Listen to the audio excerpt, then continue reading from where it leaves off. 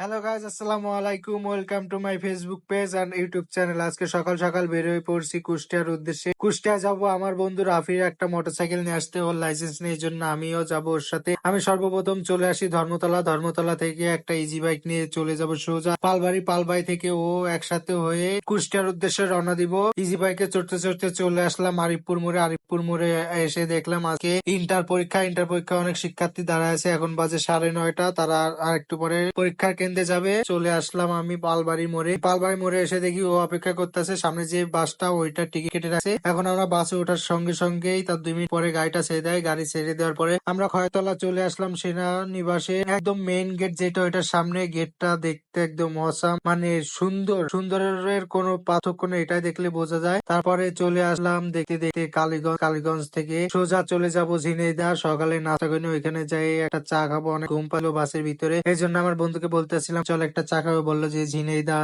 যে একটা চা খাবো। এখানে একটা বড় একটা কড়া একটা ব্রেক দিছিল, প্রায় 15 মিনিটের মতো। এখানে যাই বলি মামা একটা লাল চা দিয়েন কড়া করে। সে মামা একটা কড়া করে লাল চা দিছে, কোনো চিনি দিনি, কিন্তু এই ওয়েদারের সাথে চাটা অনেক মিল ছিল। আমি চা খাচ্ছিলাম, চা খাইতে খেতে দেখি মামার হর্ন দিয়ে দিছিল, এই জন্য চাটা কোটা খাইনি, ফেলাই দিছিলাম। হঠাৎ করে দেখি ভিডিও করতে যাই, দেখি হেল্পার মামা আমার ক্যামেরার দিকে কি যেন একটা চাল মারতেছে। আপনারা খেয়াল করে দেখেন, মামা বিড়ির পুটকিটা চালে মারছে, আমি দেখছি।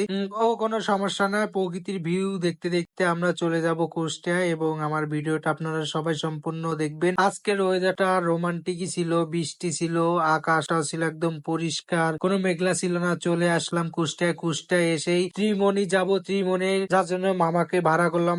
মামা চাইলো 60 টাকা রিক্সা ভাড়া। বললাম মামা 60 টাকা না 50 টাকা। মামা বললো ওকে মামা ওঠেন। মামার প্লেনে উঠে গেলাম, চাকার প্লেনে। মামা দেখি শ্যাও শ্যাও করে প্লেনটা, মানে প্লেন না তো, মামা রিক্সাটা শ্যাও করে টানতেছে। আজকে কুষ্টিয়ার পরিবেশটা ছিল একদম অসাম, অমায়িক। আর কি বলবো, মানে একদম আমার পারফেক্ট, মানে ভিডিও করার জন্য একদম পারফেক্ট ছিল। এই জন্য আমিও মামার সাথে একটু পরিচয় নিলাম। মামা বাড়ি কোথায়? মামা বললো সামনেই।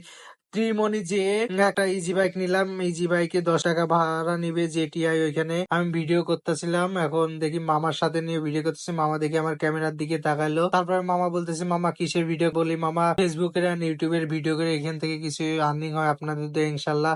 মামা বললো ভালো। তারপরে চলে আসলাম। মামা বললো আবার কি ভিডিও করেন? আমি বলি মামা সেই একই ভিডিও, অনেক একটু লং করা লাগবে, তার জন্য ভিডিও করতেছি। বলে আচ্ছা মামা করেন, আমি ধীরে সুস্থে যাই। মামা দেখি নামা দিল খানার ভিতরে। মামা দেখি মামার প্লেটটা শক্ত করে ধরে পানি কেদা যা আছে ভাঙাচোরা সব মানে আমাদের নিরাপত্তার সাথে উঠায় দিল একদম মেইন রাস্তায়। কাদা পানি সহ সব মাখাই দিছে। এখান থেকে বাইকটা নিয়ে আসবো, সেখানে অনেক সিকিউরিটি গার্ড থাকা সত্ত্বেও, মানে অনেক কিছু থাকা সত্ত্বেও ভিডিও করা হয়নি। নিরাপত্তা জায়গা ওইখানে, এই জন্য আমি এই যে আপনারা দেখতেছে হিরো, এটা নিয়ে আমি এখন যশোরের উদ্দেশ্যে রওনা দিছি। দেখি আমার বন্ধু পিছনে কি করে, এর একটা ভিডিও আপনাদের দেখায়। ও আমার বন্ধু বাইকটা পেয়ে তো হেভি খুশি। বন্ধু তো বাইকটা রাইড করবে না, এই জন্য যশোর পর্যন্ত আমি রাইড করতেছি। আর আজকের মতো এই ভিডিওটা আমি এই পর্যন্তই করছি। আগামী কোনো একটা ভিডিওতে দেখা হবে। আল্লাহ হাফিজ, আসসালামু আলাইকুম।